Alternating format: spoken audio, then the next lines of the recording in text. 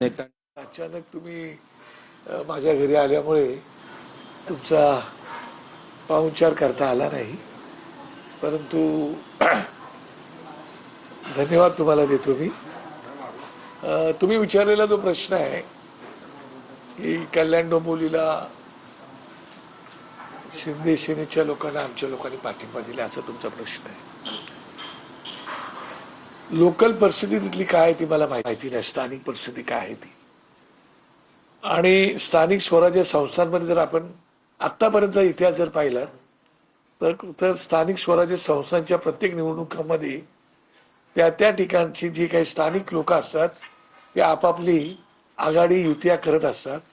किंबहुना निशाणी जी असते त्या निशाणीमध्ये पण त्यांच्या आपसामध्ये तडजोडी होतात, वाटाघाटी होतात, चर्चा होते आणि मग काहीतरी निर्णय त्याचा होत असतो. तसाच स्थानिक लेवलवरती आमच्या तिकडे राजू पाटील आमच्या तिकडचे माझे आमदार आहेत आणि नेते आहेत आमचे. स्थानिक लेवलवरती त्यांनी काहीतरी इंटरनल ऍडजस्टमेंट ती केलेली असावी असं मला वाटतंय. आणि अशा प्रकारच्या काही नवीन घटना नाही, सगळीकडे अशा प्रकारचे चित्र दिसण्यात येतं. त्यामुळे हा स्थानिक पातळीचा विषय आहे, त्या विषयावरती आणखी माहिती आम्हाला मिळेलच. अजूनपर्यंत तरी माहिती आम्हाला मिळालेली नाही, परंतु स्थानिक पातळीवरती अशा प्रकारच्या घटना घडत असतात. परंतु आश्चर्यकारक परिस्थिती अशी आहे की तिथे युती म्हणून लढलेली शिवसेना आणि भाजप यांना बहुमताच्या बराच पुढे आकडा त्यांनी गाठलेला आहे.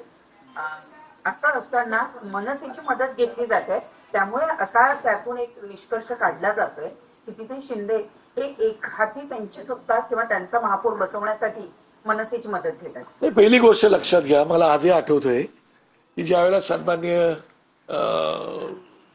वाजपेयी साहेब पंतप्रधान झाले होते त्यावेळेला तुम्हाला आठवते, आता वाजपेयी साहेब पण नाहीत आणि सन्माननीय महाजन साहेब पण नाहीत, त्यावेळेला त्यांनी नारा दिला होता 100% इंडिया शायनिंग वगैरे नारे तुम्हाला माहिती आहे. तर प्रत्येक पक्ष हा आपल्या स्वतःचं काही ना काही वाढवायला बघत असतो. तसं कदाचित असेल, पण आता त्यांचं जर काही बिनसचं असेल तर आम्हाला कल्पना नाही. परंतु युती आघाडीमध्ये असं कधी कधी बिनसलं जातं. जसं पुण्यामध्ये बिनसले, पिंपरी चिंचवडला बिनसले, बऱ्याच ठिकाणी बिनसल्या, चंद्रपूरला बिनसल्या, अशा बऱ्याच ठिकाणी गोष्टी बिनसलेल्या सापडतात. त्याच्यामुळे कल्याण डोंबिवलीमध्ये सुद्धा बीजेपी